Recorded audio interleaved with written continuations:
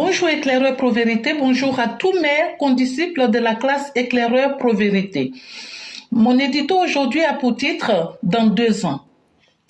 Un des malheurs de la Côte d'Ivoire réside dans le fait que chaque Ivoirien se rêve chef de l'État. Mais le rêve n'est interdit à personne cependant.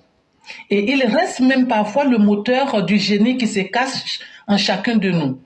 Oui, toute création géniale est le fruit d'un rêve. Mais alors, quand le rêve est mal calibré, il peut en résulter larmes et tristesse. Et nous y sommes en Côte d'Ivoire. Tous ceux qui se rêvent occuper le fauteuil du président de la République peuvent le faire. Mais il incombe à nous, le peuple, de passer ce paquet de sottises au peigne fin. Nous serons sans complaisance. Nous ne ferons pas dans la dentelle. Alors, ceux qui viennent avec que pour seule légitimité d'être le neveu du défunt président, ceux qui sont mêlés de près ou de loin à une tentative de soulèvement, et même celui qui a écrit un livre où il relate les raisons pour lesquelles il est devenu rebelle n'auront pas notre approbation. Et nous les combattrons jusqu'à nos dernières forces. Des hommes et des femmes capables, il y en a déjà. Dans 2 ans, nous passerons aux actes. Merci et à bientôt. Nous disons merci encore à Mère Blanc.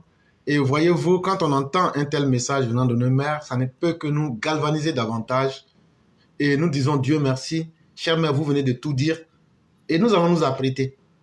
Et nous allons aider le candidat Ouattara à continuer le chemin avec les Ivoiriens. Parce qu'on ne peut pas voir la paix. Depuis 2011, on est entouré de djihadistes et dire non, il faut que lui quitte. Et puis on va venir soumettre les Ivoiriens chaque jour à la guerre. Non, on ne va pas accepter ça. On ne va pas nous dire... Celui que vous allez faire venir là, s'il vient vous dire, bon, on n'a plus de financement, parce qu'il n'est pas aussi crédible que le président Ouattara. En fait, tous ces politiciens que vous voyez là, ils veulent simplement venir pour vider les caisses. Mais comme le président Ouattara n'est pas un homme maudit là, si une première fois, les plus de milliards sont tombés sur Bédier, alors que c'était le résultat des réajustements structurels qui ont été faits,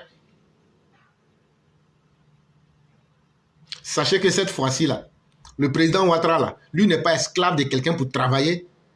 Et puis les colons vont venir à la fin de la journée pour prendre et puis partir. Non, ça c'est fini. L'histoire ne va plus se répéter pour vous. Vous allez vous battre correctement et honnêtement pour vous faire et pour vous réaliser en Côte d'Ivoire.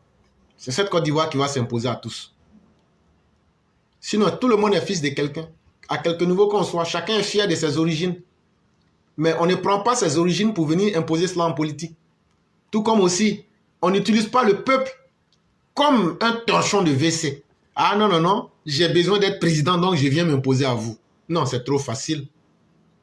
C'est trop facile.